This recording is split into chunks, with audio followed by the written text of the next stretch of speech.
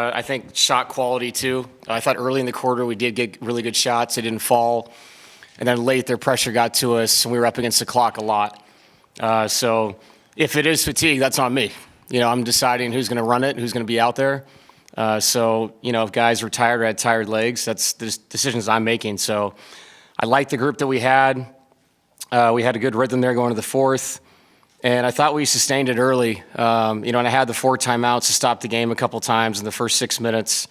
But we didn't have enough at the end. And the shot creation that when we did make it, it felt like every time we had a chance to go back up 12 or get back up 14, we wouldn't make the shot, and they'd run out and make a basket or score in transition. So it compounded itself.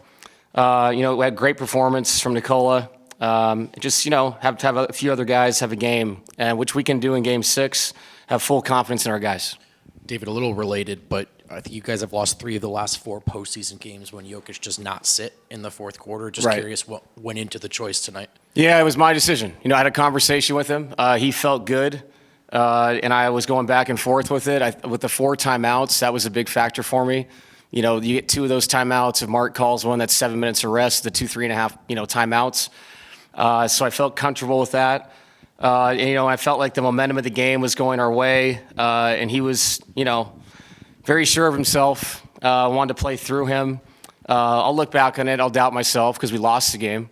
But keeping a guy out there that was 17 of 25 was extremely efficient, 5 for 7 from 3, had 44 of 15 and 5. So it was a decision that I made to leave him out there. I do not regret it right now, after a loss. But if I go back and watch the tape, maybe I'll have a different opinion tomorrow. Yeah, obviously this is much more the Joker type of performance people are used to seeing as opposed to the last few games. Right. What do you think got him in a rhythm and allowed him to be himself tonight? Yeah, he had better legs, and I thought the face-up jump shot always gets him going. If he makes one of those early, and he made the touch shots around the rim that seemed like haven't been going his way lately, which is surprising because he's been so good at them for so long.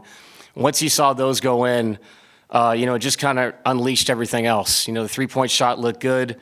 He found the offensive rebound, 6 offensive boards. That helps you get a rhythm too, just find easy baskets, layups, things like that. So good for him, but this is a really disappointing loss. The guys in there should be disappointed. It's a heavy loss, and we have to bounce back quickly to win Game 6 and give ourselves a chance to come back, have a game like this, but finish it. And then, in clutch time of your couple losses, you guys really did a great job bottling Shea up. Last couple games, he's been able to close. Right. What are you seeing there? I thought our activity in the zone and the man wasn't good enough at the point of the pick. They're running pick and rolls, trying to get him downhill. I didn't think our shrinks were as good as they've been the last couple of games. It's something we can watch and talk about.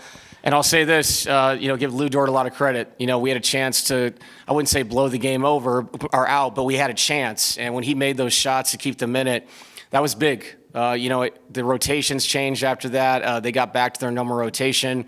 I ran guys longer. But when we had that lead, you have to capitalize on that. And to their credit, their role players made big shots.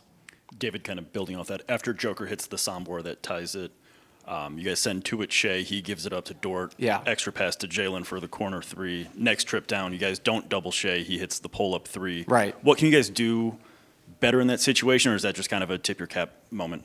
No, I think it was with Dort. I think we over-rotated to him. They did a nice job. They screened in the rotation on the backside for Jalen to get that shot.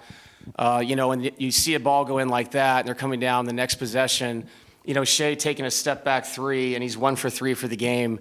He was exploring the elbows a lot. And a contested 3 like that, I think sometimes you have to live with. That's not his game at the end. But to his credit, he made it. But I thought where he really killed us was just in that middle paint area. He got there way too easy in the second half. They made a concerted effort to get early hits to get him downhill, both him and Jalen Williams.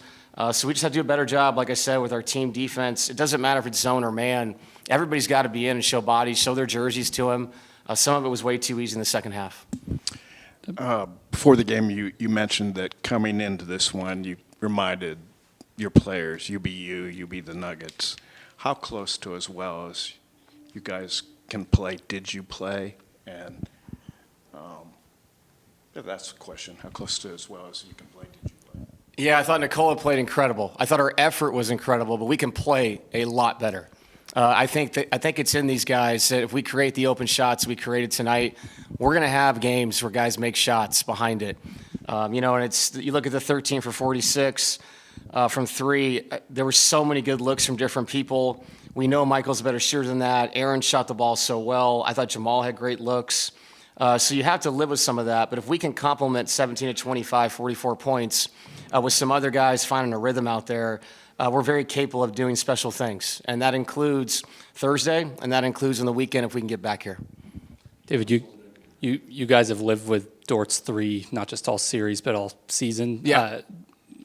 The ones he made tonight, are those shots that you live with defensively, and do you kind of regard it any differently when he's playing at home as opposed to on the road? I don't, because I thought we did a much better job contesting them tonight, too. He made shots, yes. These were not no closeout threes. I thought Nikola, when we cross-matched on him, and he made the shots, they were big shots, I thought they were well contested, within the sense of what his game is. And to his credit, he made it. His team needed it in a big moment. And you talk about this all the time. These playoff games, a lot of times, are won by one run of a player that's not Shea, not Jalen, Jamal, or Nikola. It's somebody else. And we're hoping for that moment. We go back home, have a couple guys have a night like that pushes you over the edge. And we've been so close to winning these games. The ones we've lost outside of game 2, we've played well. We've played with great effort, intention. And if we continue to do that and the ball goes in, we're going to have a great chance to get back here on Sunday. Thank you, Coach. Thank you.